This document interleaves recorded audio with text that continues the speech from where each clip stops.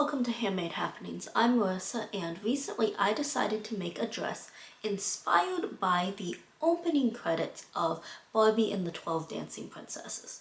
So if you've never seen it, the movie starts with these dancing silhouettes in the background as the credits roll on or play on screen. And the last time I watched the movie, I had thought that it would be really cool to make a circle skirt and have ballet silhouettes embroidered along the hem. With that kind of vague idea as the starting point, I then decided that I wanted to use a sheer voile as my overlay for the dress, and then a illusion neckline for the bodice, and no sleeves because I was going for a kind of lighter, more summery dress for this. My initial plan was to do this dress in a very light pastel purple, and that's partly because that is the color of the silhouettes and the dancing in the movie at the beginning. And also just because purple is my favorite color, so it's not as if it's a hardship to make yet another purple dress.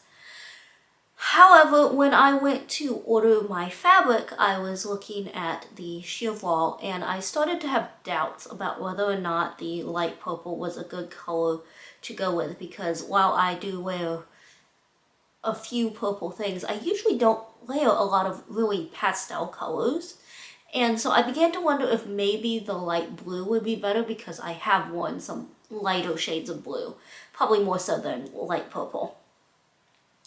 So unsure which color to pick, I decided to ask for a few opinions. So then I asked two friends, and of course one said blue and one said purple, putting me right back where I had started. Ultimately, I decided to stick with my original plan and do the light purple material, so I ordered some sheer voile and some cotton polyester broadcloth for the lining. Once I had the fabric, the first thing I did was cut out my skirt pieces. And I did not use my self-drafted skirt pattern for this because I wanted something a little shorter, and I already have a shorter circle skirt that I like to use from, of all things, a christening dress pattern that just happens to be large enough at the waist and long enough to work for me. So I used that pattern to cut out my fabric in both the voile and the broadcloth, and then hung them both for a week. You're supposed to do this with circle skirts to let the sides that are on the bias stretch out. I don't normally do this because typically I find with broadcloth and quilting cotton, which is usually what I'm working with, it doesn't really matter. They don't really stretch out. But I suspected from what I had read that the voile would, so I went ahead and hung those up for a week. While the skirt was hanging, I went ahead and started on the bodice, and the first thing I had to do was actually figure out my pattern. So I started out by tracing my bodice block pattern onto the back of wrapping paper. And the first thing I did before I even cut this out was raise the neckline on the front of the bodice.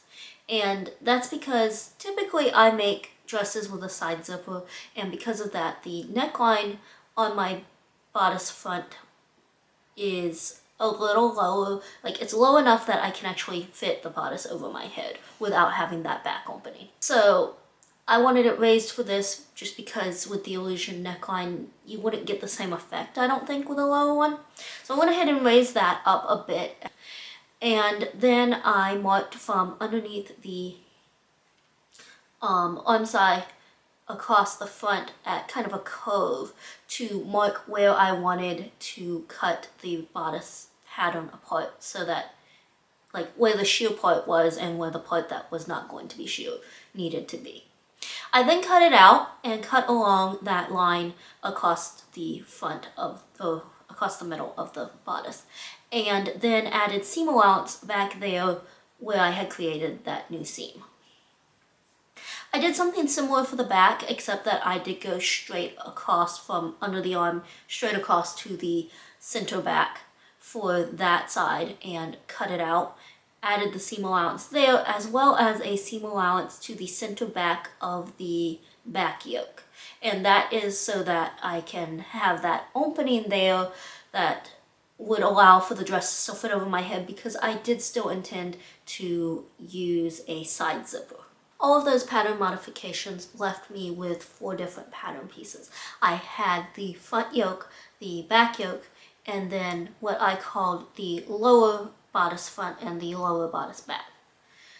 Once all the pattern pieces were cut out, I cut the lower bodice pieces out of the purple broadcloth, which I then flatlined onto the sheer wall. And I just did that by laying and pinning the broadcloth to the wall and running a basting stitch around the edges.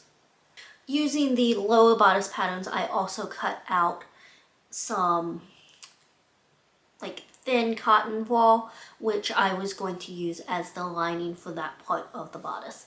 I then cut out the yoke pieces from the sheer wool, the purple sheer wool that is, as well as several strips of very wide bias tape to finish off the neckline and the arm size later. Now it's time for assembly. I started by cutting a notch in the center back yoke pieces, and it was, I think, a couple inches down. It's just enough that it can open up so that I can get it over my head. And I took the upper part and folded it over twice and stitched that down as my facing. I then sewed those 2 back yoke pieces together using a French seam. Then I sewed the back yoke to the front yoke at the shoulder seams, also using a French seam. At this point, I realized that it would probably not be wise to continue with the raw edges of the neckline and the armhole out of that voile, because it was already starting to unravel. So I went ahead and stitched on the bias tape around all of those edges, though I did not fold them over and finish them yet. For the lower bodice pieces, I had to sew darts, and that was for both the front and back pieces, as well as, the outer and lining fabrics. Now that all of the kind of preliminary work was done, it was time to attach the yoke to the lower bodice part. And I started just by placing the yoke right sides together with the main lower bodice piece and stitching along that line. I did that for both the front and back. And then I took the lining piece and placed it on the other side of the yoke, so the yoke was sandwiched between the 2 lower pieces, and stitched that into place before then flipping, pressing, and understitching it. I then basted the side seams of the white lining to the side seams of the outer purple fabric and serged down all 4 side seams to finish off those raw edges.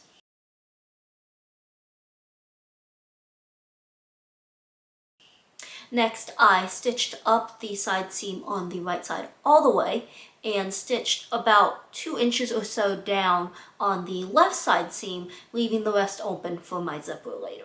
And then I serged the waist seam just to keep it from unraveling while it sat and waited for me to finish with the skirt.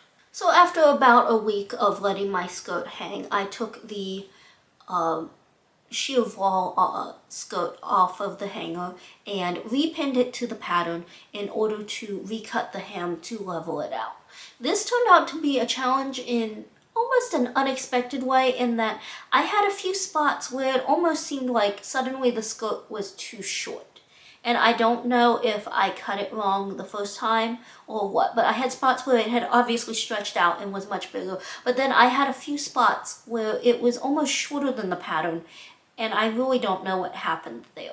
If anybody has any idea, please leave a comment, because I am kind of curious and I'm not really sure where to look to find the answer to that. Once I had the hem leveled, I went over to my serger and just serged around the waist of the skirt to finish off those raw edges, because I knew the skirt was going to be getting a lot of like movement. I was going to be probably everywhere with it while I was embroidering on it, so I didn't want that to fray or stretch out too much or anything.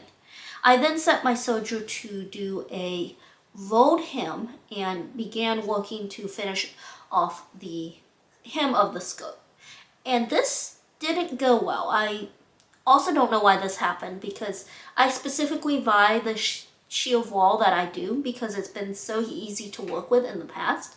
But this time I got partway around the skirt fine, and then all of a sudden it started just fraying the fabric and not locking in like it was supposed to and finishing the edges. So I took it off of my soldier and went to the sewing machine and just ran a zigzag stitch around the remainder of the hem, thinking that that would give me just enough of a guide to be able to fold the skirt over twice and hem it. Unfortunately, somehow that didn't really work either. The zigzags just weren't consistent enough for me to feel like I was hemming it properly that way. So then I went back to the soldier and thankfully was able to get the rolled hem to stick in place and not fray my fabric too much to go around what was remaining of what hadn't been serged earlier. Unfortunately, there were a few spots where it still didn't quite take, and so I still had to fold the fabric over twice and hand stitch it in place to hem the entire skirt. Now it was time for the embroidery. And so I found some ballet silhouettes that were like free downloads online, and I picked 6 of them that I liked the poses of and sized them to about 6 inches tall and printed them off for my pattern. I then took my skirt and folded it in half and then into thirds in order to find the approximate spacing for these 6 silhouettes. Exact measurements were definitely not expected in this case. And then I just pinned each of these silhouette pattern pieces onto the wrong side of my fabric and left them there until I was ready to embroider each individual one.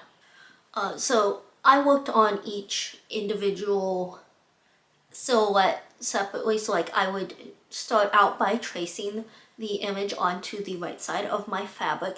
I use a friction heat erase pin to do this. Then I would unpin the pattern, set it aside, and then embroider it. And for the technique of embroidery, I chose to do what is called shadow work embroidery, which is essentially on the front side, you're just going to have an outline of your shape. But you embroider it from, like working from one side to the other. So you would do a stitch of the outline on the right, and then with your thread underneath you cross it over to the left side and come up to the right hand side of the fabric, make another stitch, and then cross back over to the right. And what this does is it gives you the outline on the right side of the fabric, and on the wrong side of the fabric you have all of the threads just crisscrossing back and forth between the two sides, which creates a bit of a shadow that you can see from the front side, because this is worked either on semi-sheer or, in my case, completely sheer fabric. And I chose to do all of my embroidery in a dark purple because that just really helped accent that look of the shadow underneath.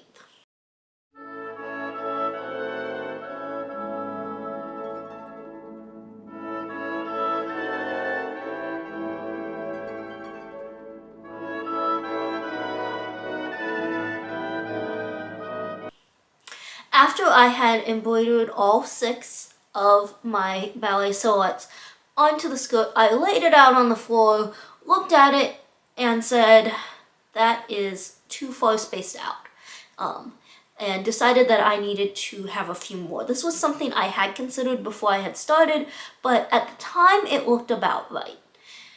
Unfortunately, since I already had 6 completely embroidered onto the skirt, the only way to add more and still keep even spacing was to embroider 6 more in between every single one of the 6 that were already on there.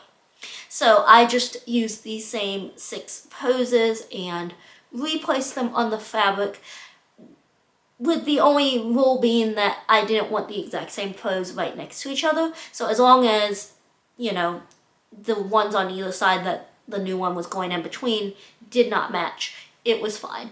And then I just embroidered 6 more figures. This turned out to be a total of, I think, almost 7 hours of hand embroidery. And once all of the embroidery was done, I laid it out on the floor to admire the finished project and to really get a good look at it again. And when I showed it to my mom, she actually pointed out that that is like the 12 dancing princesses, because I now had 12 figures on the skirt. So I suppose you could say that was something of a happy accident. With the main layer of the skirt done, it was time to move on to the skirt lining. And I leveled the hem the same way I did with the voile. This was a lot easier because really I don't think cotton broadcloth, like, or any kind of broadcloth, I guess, stretches out as much, if at all. So it was just a matter of putting it back on and making sure that it was relatively straight. I then decided that I wanted to just make a facing pattern for this skirt pattern.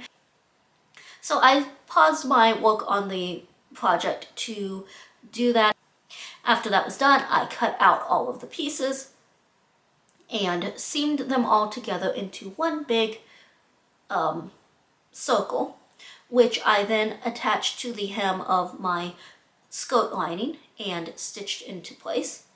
Flipped to the wrong side of the fabric and put the horsehair in onto the inside and folded down that top raw edge. Well, actually, I think I sewed that edge, but folded under that top edge and pinned everything into place before sitting down to hand stitch it all down.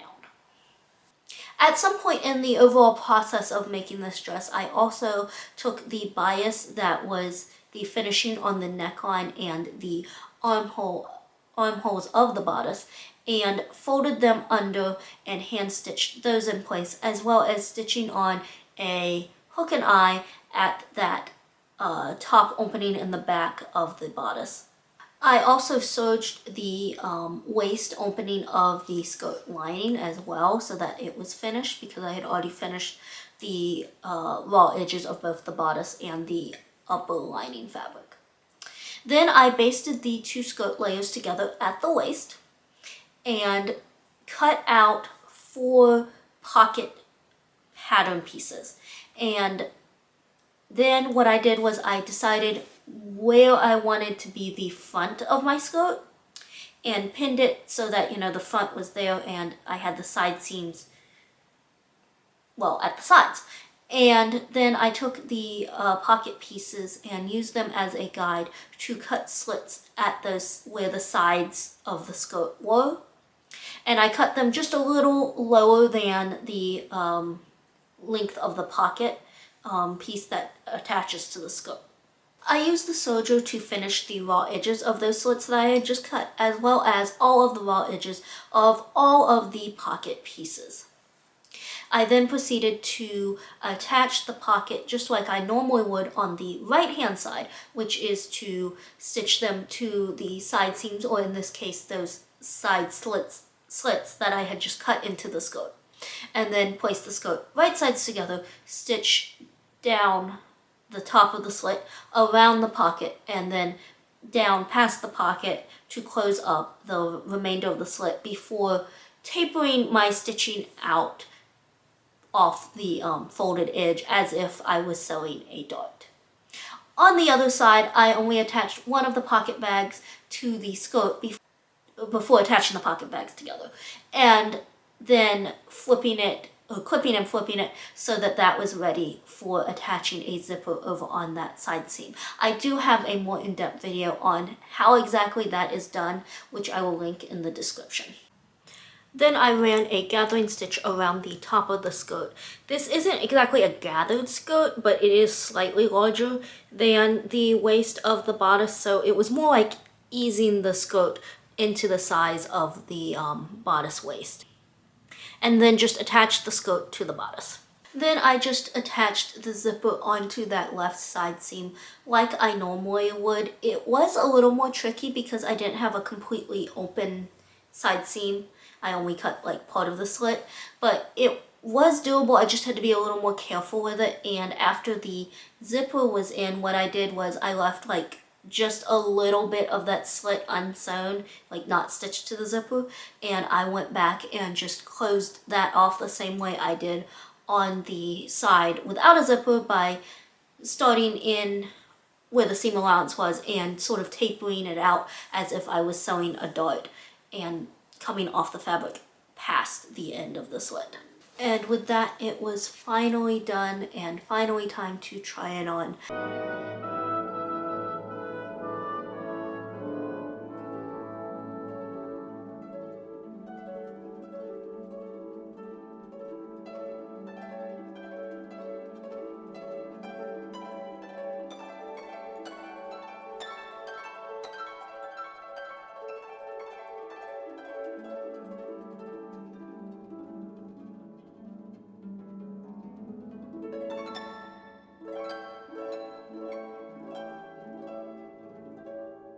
I am very pleased with how this turned out.